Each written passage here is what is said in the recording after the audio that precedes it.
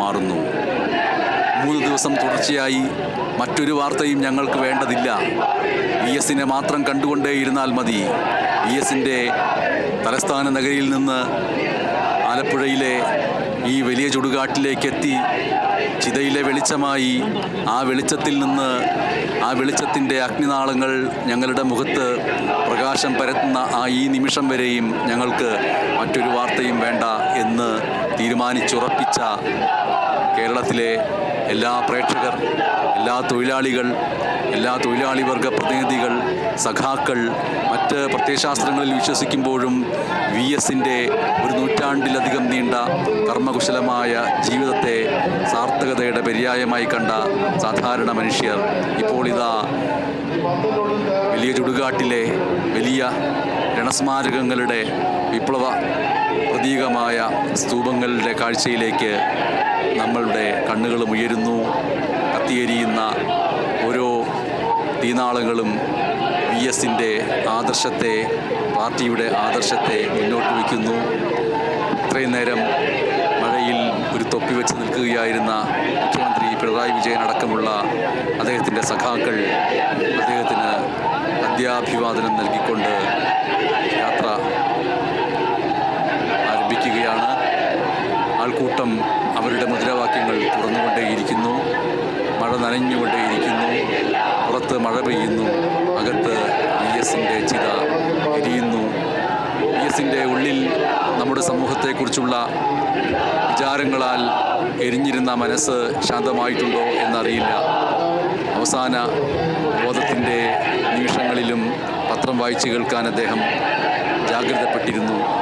ഈ 3 ദിനങ്ങളിലും VS കുറിച്ച് മാത്രം അറിഞ്ഞാൽ മതി, മറ്റൊരു പത്രവാർത്തയും അറിയേണ്ടതില്ല എന്ന് ജനം തീരുമാനിക്കുന്നിടത്ത് യുഗപ്രഭാവനായ ആ വ്യക്തി തന്നെ ഏറ്റവും വലിയ വാർത്തയായി മാറുന്നു.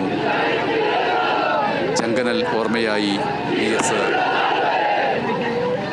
അസ്തമിക്കുന്നു. അതേസമയം ആ ഓർമ്മ ഉദയം കൊള്ളുകയും ചെയ്യുന്നു.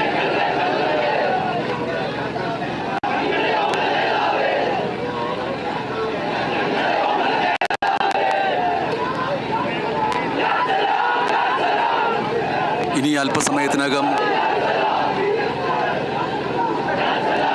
വലിയ ചുടുകാട്ടിൻ്റെ പരിസരത്ത് തന്നെ തയ്യാറാക്കിയിരിക്കുന്ന അനുസ്മരണ വേദിയിൽ മുഖ്യമന്ത്രി അടക്കമുള്ളവർ VS അനുസ്മരിച്ച് സംസാരിക്കുമെന്നാണ് മനസ്സിലാക്കുന്നത്.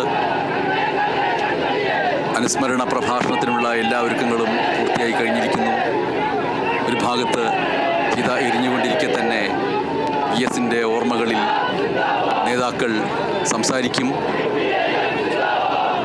അദ്ദേഹത്തിൻ്റെ ജീവിതത്തിലെ പ്രത്യയശാസ്ത്ര ബോധ്യത്തിൻ്റെ അടിസ്ഥാനത്തിൽ ഏത് രീതിയിലാണ് മുന്നോട്ട് പോകേണ്ടത് എന്നതടക്കമുള്ള കാര്യങ്ങൾ ചർച്ചയായേക്കും.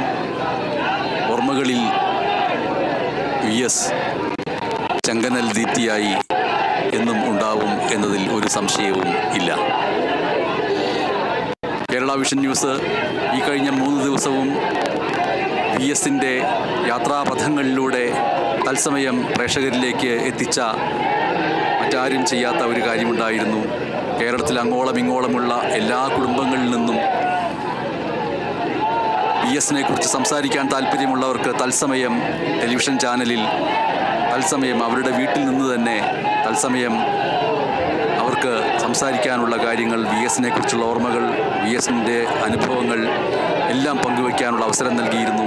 ഈ കഴിഞ്ഞ 3 ദിവസങ്ങളിൽ ആയിരക്കണക്കിന് പേരാണ് ഒന്നിനു പിറകെ ഒന്നായി ടെലിവിഷൻ ചാനലിൽ VS അന്ത്യാഭിവാദ്യ യാത്ര മുന്നേറിക്കൊണ്ടിരിക്കുന്ന ദൃശ്യങ്ങൾക്കൊപ്പം വീട്ടുമുറികളിൽ നിന്ന് വീട്ടമ്മമാർ, ഗൃഹനാഥന്മാർ അടക്കമുള്ളവർ പ്രത്യക്ഷപ്പെട്ട് എന്തായിരുന്നു തങ്ങൾക്ക് VS എന്ന് കേരള വിഷൻ ന്യൂസിലൂടെ പങ്കുവച്ചത്.